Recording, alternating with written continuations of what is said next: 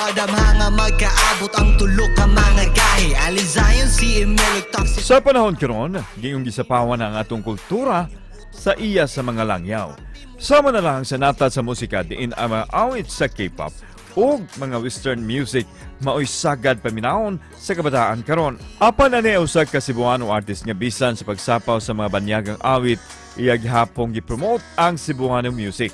Karon buntaga ato mahinabi og ilailahon ang music producer, singer, and songwriter nga si Wilson Arcilia dinilang sa GMA Regional TV Live.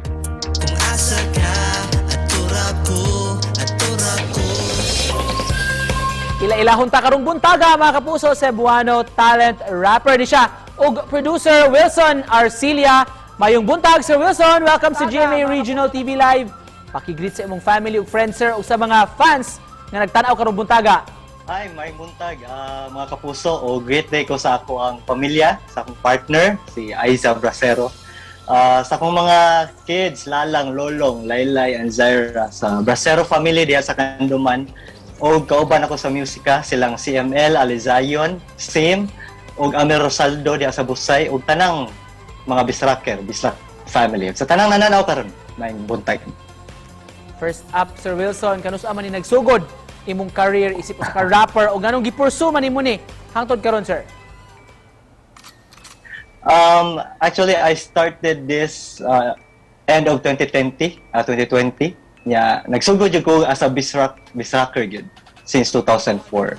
Then tungod kay na busy naman ang mga membro, naanay mga obligasyon. So, ako na lang gipadayon sa. So, I decided to do my own thing.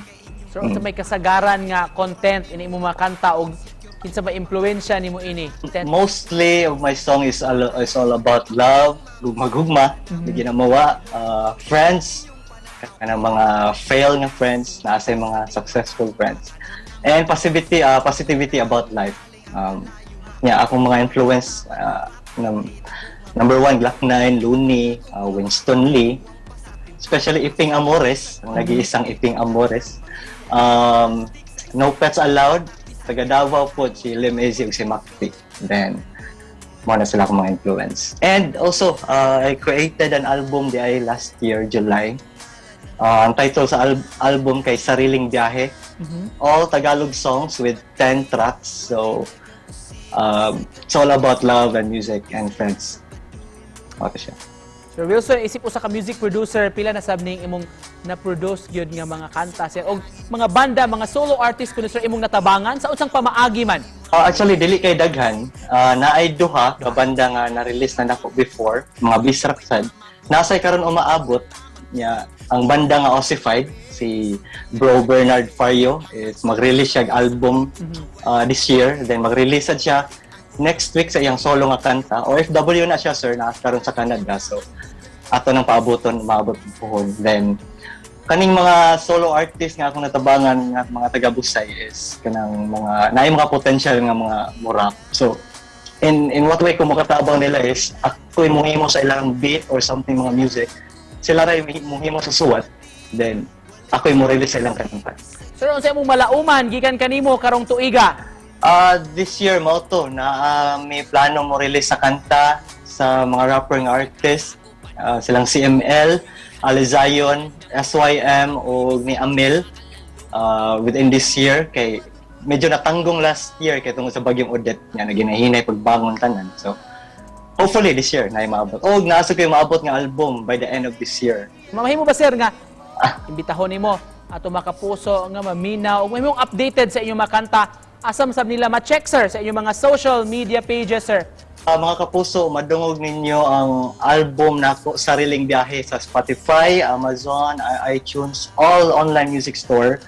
Nasa ko'y bagong gi-release last December, duha ka kanta, gihandom og dungan ta. Then ana sa sa online stores. And among Facebook page, ma-search ra ninyo Toxitive, Toxitive. And akong studio, Filthy Studio. O akong YouTube channel, same ra gyapon, Filthy Studio o Toxitive. Toxitive, angat atangan na mo na sir. Can you give us a few lines lang sir? Sample para sa itong mga kapuso rong buntaga. Sige, akbay sa kong baga, tapo yung tama ng gintara, Magbuntagay kitang mga anta, kuyog ang barkada, susama kaway sama, hugtanta ang kamutog padayon sa lahos sa dalan bisag libaong lakaunta. Thank you so much, Sir Wilson. Ug isip pa na pos, mensahe nimo nga gusto ipaambit sa atong mga viewers surong buntaga, sir. Una sa tanan, magpasalamat ko dako sa GMA Regional TV, Kapuso, sa higayon nga ma-appeal sa inyong segment. And akong mensahe sa tanan, magpadayon sa kinabuhi, dasig lang o makabot ra mga pangandoy, ubanan sa pagpaningkamot. Daghang salamat. Thank you so much for joining us this morning, sir. Proud Bisdak Talent, mga kapuso, Wilson Arcilia. Salamat. Salamat, sir. Daghang salamat.